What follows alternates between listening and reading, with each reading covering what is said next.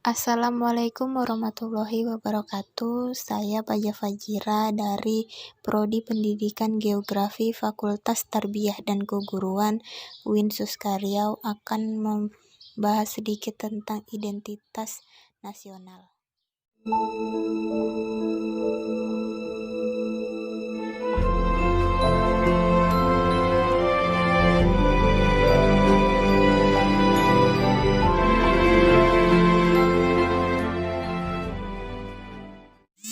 Identitas nasional merupakan hal yang mendasari suatu negara serta menjadikannya beda dari negara lain. Identitas nasional menggambarkan siapa diri kita sebenarnya.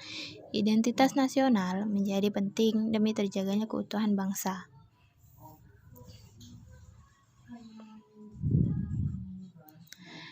4 unsur identitas nasional. 1. Suku bangsa. Suku bangsa ialah golongan sosial yang khusus, bersifat adskriptif, ada sejak lahir dan sama coraknya umur dan jenis kelamin di Indonesia. Terdapat banyak sekali suku bangsa atau suku bangsa 300 dialek bangsa di Indonesia. Saat ini diperkirakan mencapai 210 juta. Dari jumlah tersebut diperkirakan separuhnya etnis Jawa, sisanya etnis-etnis yang didiamin di kepulauan di luar Jawa, seperti suku Makassar dan Bugis 3,68%, Batak 2,4%, Bali 1,88%, Lombok 1,66%, Aceh 1,4%, dan suku lainnya.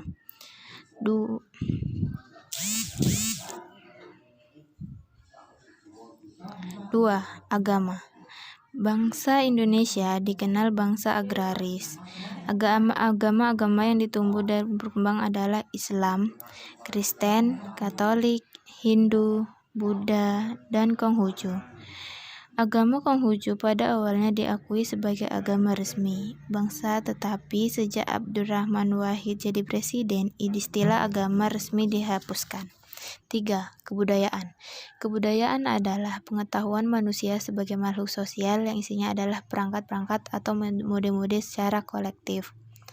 Digunakan untuk menafsirkan sebagai rujukan atau sebagai pedoman untuk bertindak sesuai dengan lingkungan yang dihadapi. 4. Bahasa.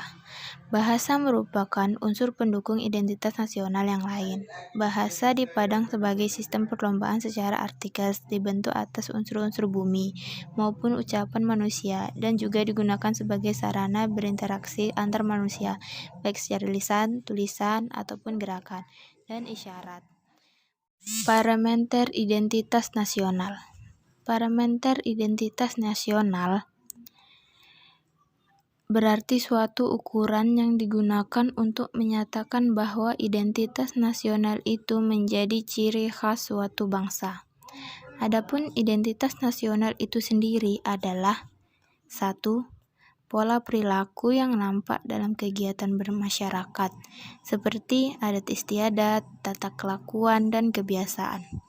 Yang kedua, lambang-lambang yang menjadi ciri bangsa dan negara, seperti bendera merah putih, bahasa Indonesia, dan lagu kebangsaan Indonesia. Yang ketiga, alat perlengkapan yang digunakan untuk mencapai tujuan, seperti bangunan, peralatan manusia, dan teknologi. Yang keempat, tujuan yang dicapai suatu bangsa, seperti budaya yang unggul, prestasi di bidang tertentu. Terima kasih yang sudah menonton. Lebih dan kurangnya saya mohon maaf. Wassalamualaikum warahmatullahi wabarakatuh.